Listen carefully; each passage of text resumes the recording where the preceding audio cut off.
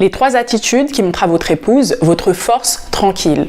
Bienvenue sur ma chaîne, je m'appelle Tessa et ma mission c'est d'aider les hommes au bord du divorce à sauver et transformer leur mariage. La première attitude, c'est de sourire malgré les tensions.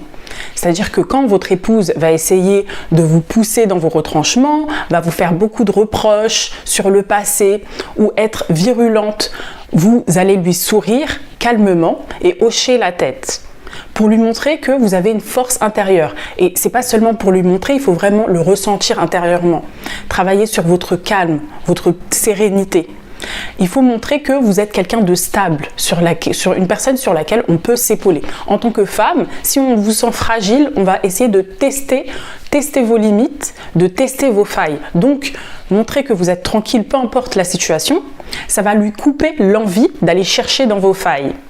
Plus vous allez montrer des failles, montrer que vous êtes émotionnellement instable, que vous êtes influencé par ses propres émotions, plus on va se dire mais en fait il y a quelque chose à aller chercher, il n'est pas stable, il est trop fragile, donc on va essayer de vous titiller, on va aller chercher, on va aller creuser.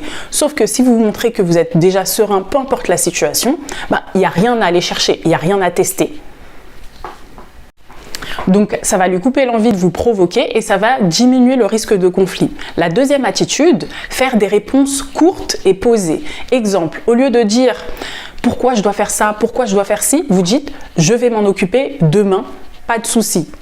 Ça montre que vous êtes quelqu'un de posé, de quelqu'un de calme, de serein, qui fait ce qu'il a à faire. Donc, peu importe que vous soyez séparés ou en couple, peu importe, vous dites « je vais m'en occuper ». Si vous discutez bien sûr sur une chose que vous aviez déjà dit que vous allez le faire, etc.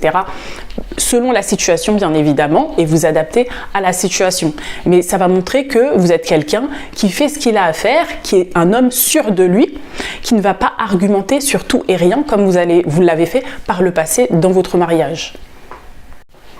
Troisième attitude, maintenir vos projets de vie, que ce soit des projets, des activités, des loisirs, un projet professionnel. Par exemple, vous lui partagez une activité ou un projet professionnel que vous avez réussi à conclure. Exemple, j'ai réussi ce projet, j'en suis content.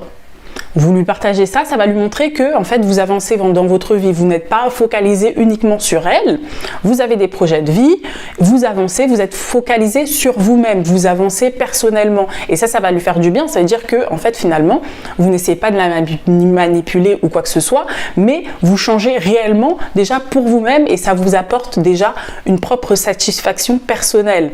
Donc elle sent un homme sûr de lui, un homme qui avance dans sa vie et ça pousse à l'admiration et au respect.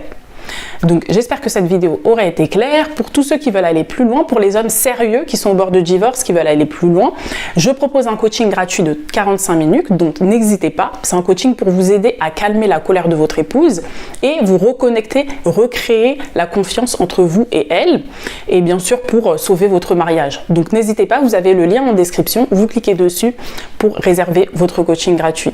Et je vous dis à bientôt pour une prochaine vidéo.